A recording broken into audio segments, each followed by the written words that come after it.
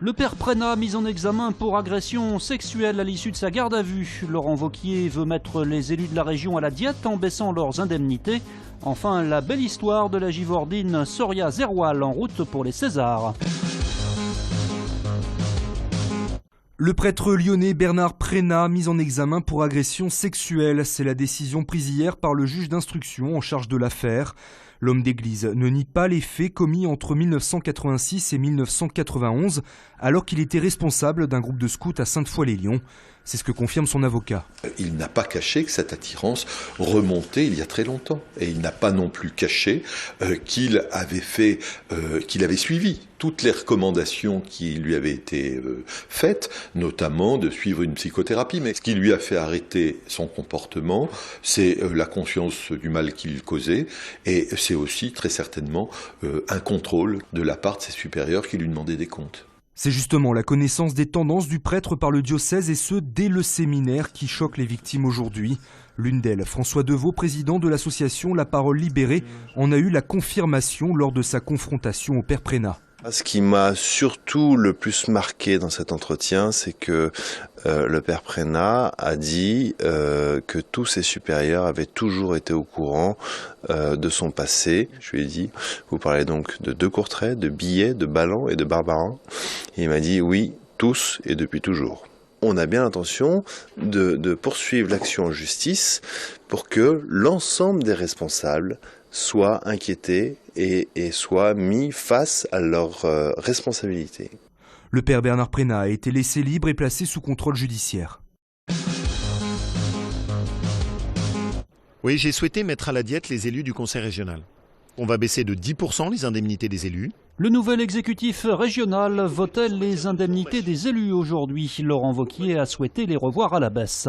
Souhaitons que ces économies soient proportionnellement respectées pour tous.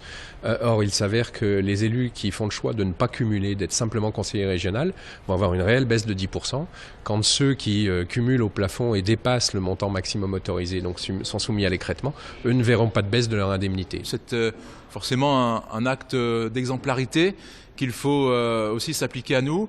Le président devrait aussi se l'appliquer à lui-même dans ses autres mandats. Ça, il ne l'a pas dit.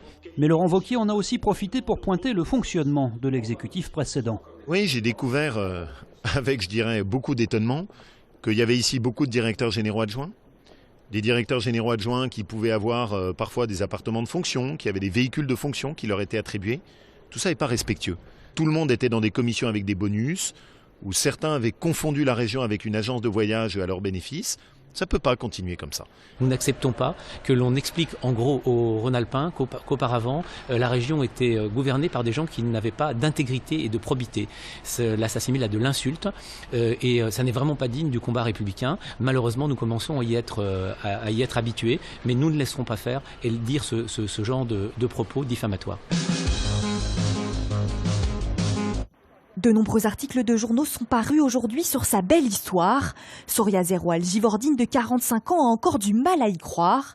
Elle a appris hier par un journaliste sa nomination au César de la meilleure actrice pour son rôle titre de femme de ménage dans Fatima.